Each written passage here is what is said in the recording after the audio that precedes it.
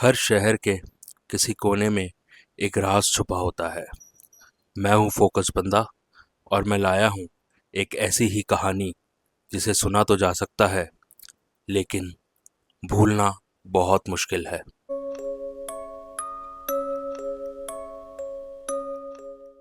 ये कहानी है शिवम और मोना, दोनों कॉलेज के लास्ट ईयर के स्टूडेंट्स थे। दोस्ती के पीछे एक गहरा एहसास था जो शिवम कभी छुपा ही नहीं सका, बट उसे कहने का भी वक्त नहीं मिला। कॉलेज का last out station trip plan हुआ। एक हिल स्टेशन जंगल से घिरा हुआ जहां स्टूडेंट्स कैंपिंग और साइट सीइंग करने वाले थे। शिवम ने डिसाइड किया इसी ट्रिप पे मोना को वो प्रपोज करेगा और इस ट्रिप को वो एक यादगार पल बनाना चाहता था। ट्रिप का दूसरा दिन था। ग्रुप सुबह सुबह ट्रैकिंग के लिए निकल गए। गर्मियाँ थी लेकिन हिल स्टेशन का जंगल ठंडा और सन्नाटा भरा लग रहा था। धूप ज़्यादा अंदर तक नहीं आ रही थी और हर तरफ एक अजीब सी खामोशी थी। ट्रैकिंग के दौरान एक मोड़ पर आके ग्रुप काफ़ी आगे निकल गया। मोना और शिवम पीछे रह गए। वो दोनों एक बीच जंगल के टुकड़े में पहुंचते हैं जहां सब कुछ सूना पड़ा हुआ था। वहां एक बड़ा सा कटा हुआ पेड़ मिलता है, मिट्टी में आधा धंसा हुआ, जैसे सालों पुराना हो। लेकिन उसकी छाल पे कुछ अजीब सा निशान बना हुआ था, जैसे नाखून से खरोचा गया हो। मोना ने उस पेड़ के पास जाके एक पल के लिए चुप रहकर उसे देखना शुरू किया। फिर उसने शिवम की तरफ देखा और बोला, शिवम देख, वो पेड़ पे एक उल्लू बैठा हुआ है। शिवम ने ऊपर देखा लेकिन ऊपर तो कुछ भी नहीं था। वहाँ सिर्फ एक सूखा कटा हुआ तना था। ऊपर जब कुछ था ही नहीं तो उल्लू बैठा कहाँ है? शिवम थोड़ा हंसा। मोना, पेड़ तो है ही नहीं, कहाँ बैठा है उल्लू? मोना का चेहरा सीरियस था। उसने फिर भी ऊपर देखते हुए कहा, उसकी आंखें मुझे देख रही है, बिल्कुल वैसे ही जैसे वो बहुत दर्द में हो। शिवम बहुत कंफ्यूज हो गया। उसने मोना का हाथ पकड़ा। मोना, सब ठीक है ना? तुम थक गई हो शायद। पर मोना ने उस पेड़ के पास झुककर एक पत्थर उठाया।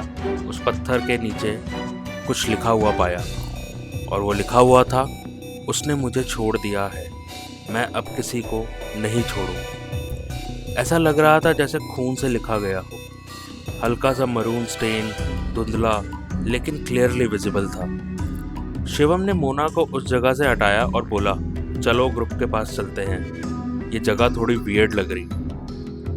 लेकिन मोना उस पेड़ के बिल्कुल पास जाकर बैठ गई। उसने आंखें बंद की और एक पल के लिए बिल्कुल चुप हो गई।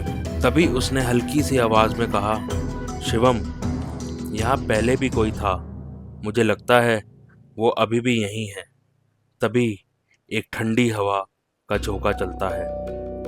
पत्तों का एक चक्र बना, जैसे किसी ने हवा में घुमा के कुछ कहा हो। शिवम ने बिना कुछ सोचे उस पल मोना के सामने घुटने टेक दिए।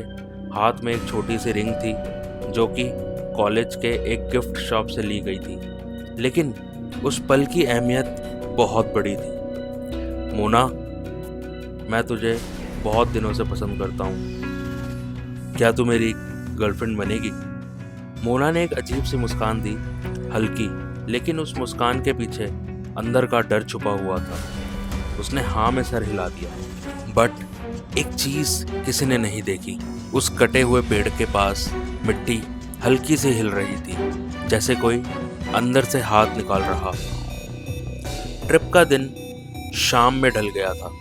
सब स्टूडेंट होटल वापस लौट आए, थके हुए लेकिन खुश। मोना, वो बिल्कुल चुपचाप थी। डिनर टेबल पे बैठ के भी उसने कुछ नहीं खाया।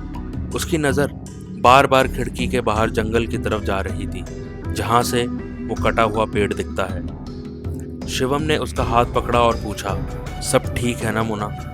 मोना ने सिर्फ इतना कहा, वो उल्लू अभी भी मुझे देख रहा है। शिवम ने समझा कि शायद जंगल का ही असर है, या मोना, तू बहुत थक गई है लग रहा है, और ऐसे करके मोना को समझाया और उसको सुला दिया। रात के 2:17 हो रहे थे। सब सो रहे थे। होटल के कॉरिडोर्स बिल्कुल खाली पड़े थे। पंखे की हल्की सी आवाज खर आ रही थी। तभी मोना चीख कर उठती है, मत मारो मुझे, मत मारो मुझे, उसने बस मुझे छुआ था।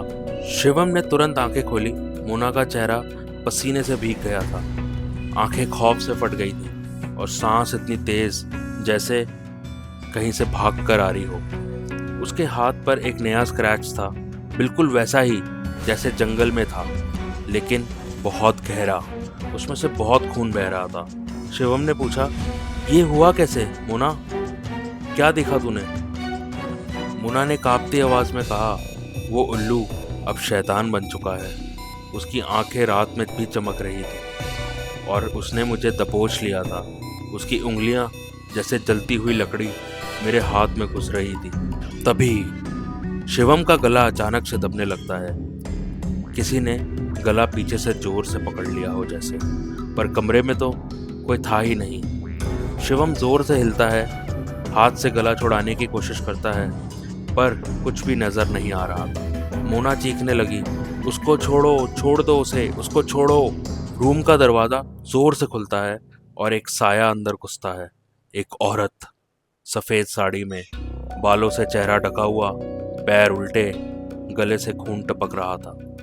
वो जोर से चीखती है, उसने मेरे साथ वादा किया था, उसने मुझे छोड़ दिया, अब कोई किसी से भी प्यार नहीं करेगा। तभी मोना की आंखें उलट जाती हैं, उसका चेहरा पीला पड़ जाता है और सीधा जमीन पे गिर जाती है। उसका पूरा शरीर एक झटके से हिलता है, जैसे उसके अंदर कुछ घुसा हो। शिवम भी बेहोश हो जाता है। अगली सुबह लोगों ने मोना और शिवम को जमीन पे गिरा हुआ पाया। रूम के दरवाजे अंदर से बंद थे। होटल के स्टाफ ने मिल के लॉक को तोड़ा और दोनों को वहाँ से हॉस्पिटल ले जाया जाता है। डॉक्टर बोलते हैं मोना का हार्ट फेलियर हो गया, लेकिन उसके बॉडी पे कुछ साइंस है जैसे कि उसके ऊपर किसी ने टॉर्चर किया हो। शिवम भी बेहोश था, लेकिन उसका गला लाल और सूजा हुआ था, जैसे किसी ने रस्सी से कस दिया हो। सुबह का वक्त था, लेकिन शिवम के लिए वो सुबह किसी मतलब की नहीं थी, क्योंकि मोना अब जिंदा नहीं थी। हॉस्पिटल का एक कोल्ड वाइट रूम, मोना की लाश वहीं पड़ी थी।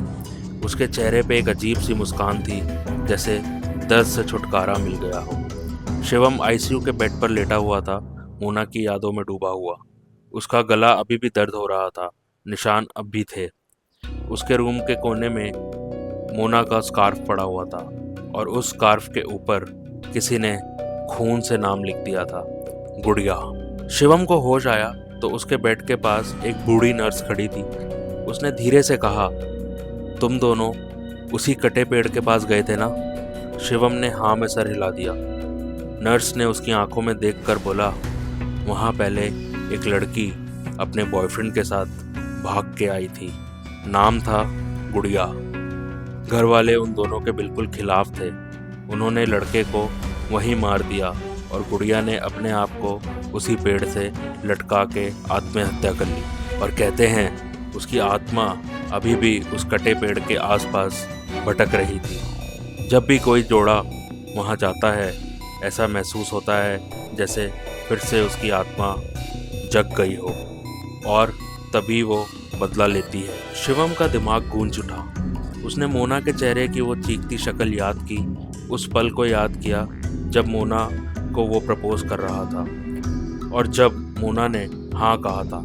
उस पल गुड़िया की आत्मा जग चुकी थी। मोना की डेड बॉडी अब तक मॉर्ग में थी। रात के 1 बज रहे थे।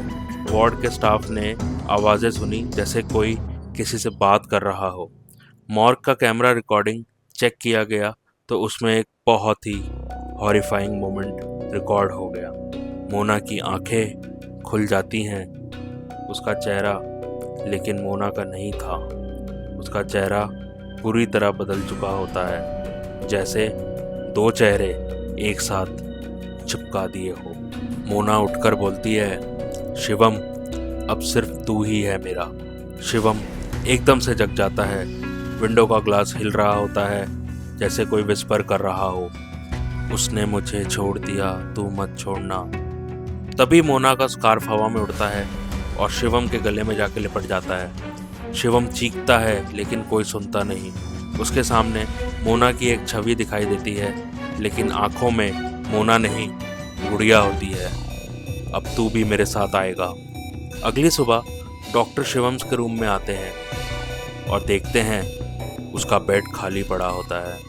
विंडो खुली होती है और बेड के पास लिखा था, अब तू भी मेरे साथ चलेगा। थैंक यू दोस्तों।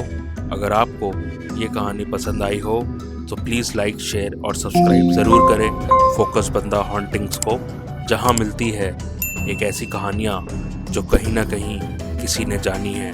और हाँ, अगर आपने भी कोई अजीब या डरावना एक्सपीरियंस फील किया हो तो उसे कमेंट सेक्शन में ज़रूर बताएं। शायद अगला किस्सा आपका हो।